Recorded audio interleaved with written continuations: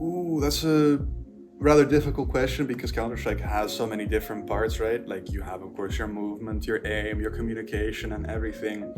I mean, I think that last one is indeed the important because a lot of people can just shoot heads, right? But if you're doing something that your teammate doesn't want you to do, or the other way around, you want your teammate to do something and then it just all falls down, like Counter-Strike is a house of cards. Everything needs to be stable, otherwise it can fall apart very, very quickly. Even if you get a nice 3K on a bomb site, if the bomb doesn't get to that site and you can't find the last two people, that's just the round in and of itself, right? So I do think communication is very important, even more important than people already make it out to be, because it's more than just something you need at the pro level. Even in Face It in level 3, up to level 10, up to Face It Pro League. Anything there, you need good communication if you want to be successful. Well, you did see this change, right? In CS2, a new aiming meta was adopted where wide swinging and wide peaks were way more advantageous. In some sense, it has always been the case, but now everybody is really using it, right? And that has made a lot of the operas in Tier 1 and Tier 2 very uncomfortable, and you only see the very, very best, like Monazi and Zaiwu, still perform at the level you would want them to. I still think it's going to be a very important role for pretty much as long as Counter-Strike is a thing. As long as you can buy an op, it's just very strong. It's one click and you kill the opponent. But how important it is, I think in general, it will stay around where it is right now. You know, you can run a team without an opera. You see some of these top teams like Vitality, they don't even buy it on the T side, and that's fine. But especially on the CT side, it's going to continue to become more and more important with all these operas being way more comfortable with it, right? When we get back to the CSGO levels. Ooh, I mean, it's only gonna go up from here. I mean, it's already one of the best esports in my opinion. It is the best esports. It's been doing it for the longest 20 years now. It's been at the top of the game. One thing that is very important to me now, Valve is taking an active role. They've implemented VRS. They're taking a larger stance on what tournament organizers are allowed and not allowed to do. And that is going to take our scene into the right direction. I mean, partnership leagues, they weren't really open. You can't really grow into them, and you had these organizations just casting away. But now, going into the future, it's going to get way better. I feel like you're going to have these teams developing, COVID-made teams, do a lot more preparation and get very good utility, and that's only going to keep going. You're going to have to get even better, and you're now seeing these massive talents like Donk, Kiyosuke, Makaze, Monazi replacing the old guard slowly but surely, but they're even stronger than we have ever seen, and I only think it's going to get better. I've been in and out it for a while, so I don't know how much I can say, but honestly, I could still say I'm around top 3. If I continue like I am right now, we keep our performances up, definitely up there. Who's top 1?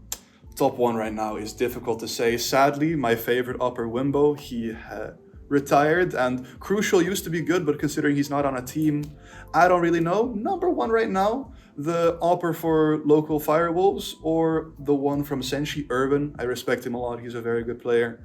And so maybe Urban, myself, Sten is good. My friend Shin, he's also very solid, but I think I'm still top 3, yes. Right now, I think we can just say Urban is number 1. I might be able to replace him very shortly. Number 2, I'll be humble and place myself there, and as number 3, I'll take Sten from MCON. Oh, I mean, it is everything, right?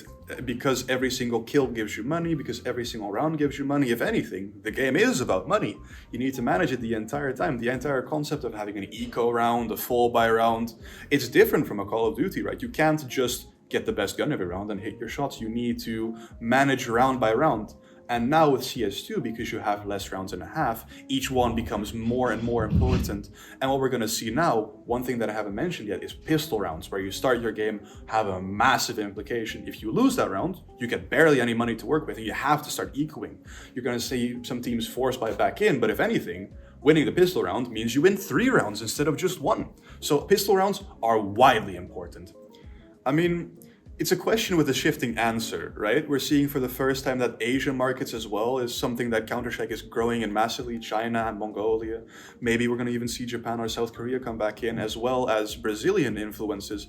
And in general, I think the most important part is being inclusive, right? People see Counter-Strike very differently and we have very different perceptions of it, but multiple styles can work.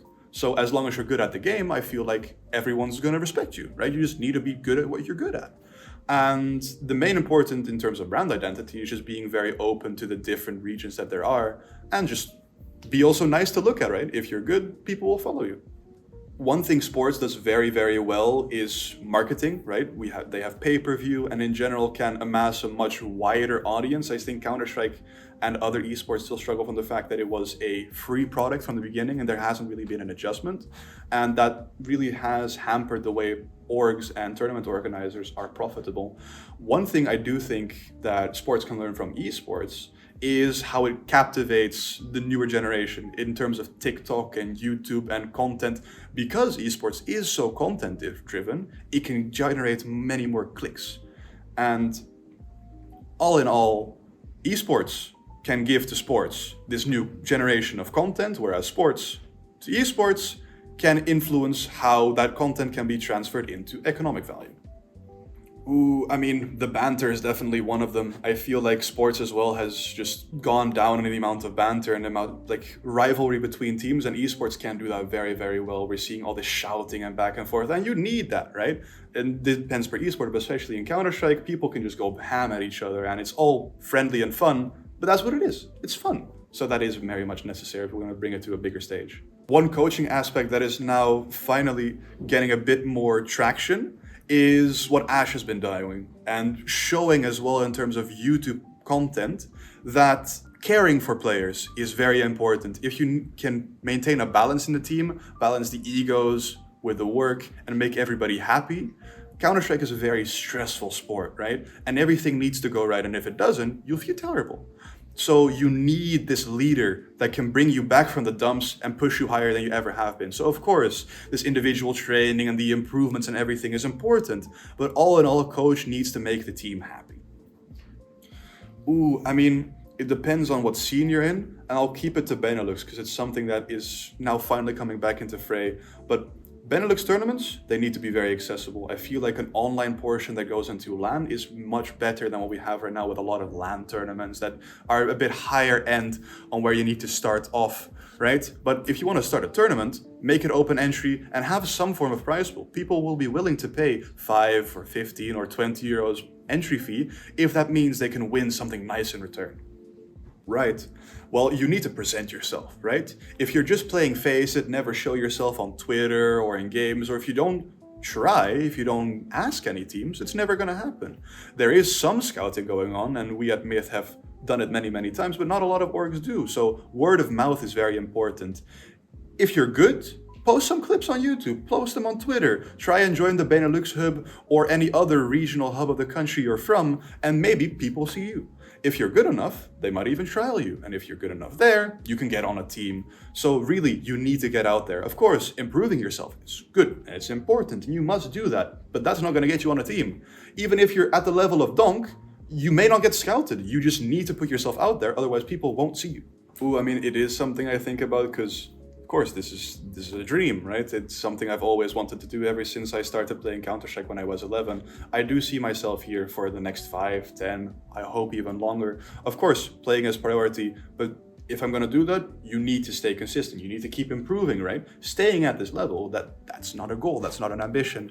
You need to keep improving, and I'm happy that I have a very good team that I can continue to grow with. So I think for a couple years, that will be my priority. But in general, if you want to get good, you need to start playing at bigger tournaments as well. So I need a breakout tournament, and from that point onward, you kind of have a new floor. If you get to ESCA Main, ESCA Advanced, that gives you many more options as well to go into Tier 2 tournaments.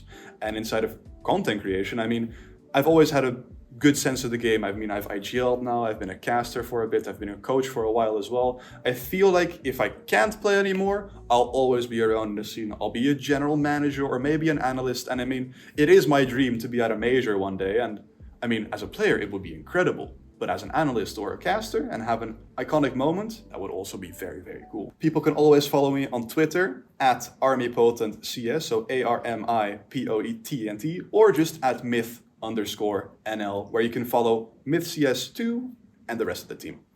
I would be, but I'm a bit too busy with playing right now, so you can call me up in a couple more years and maybe I'll have something for you. This has been ARMIPOTENT CS. You can give me a follow on Twitter. This has been amazing. Thank you, Myth, and let's see you in the server.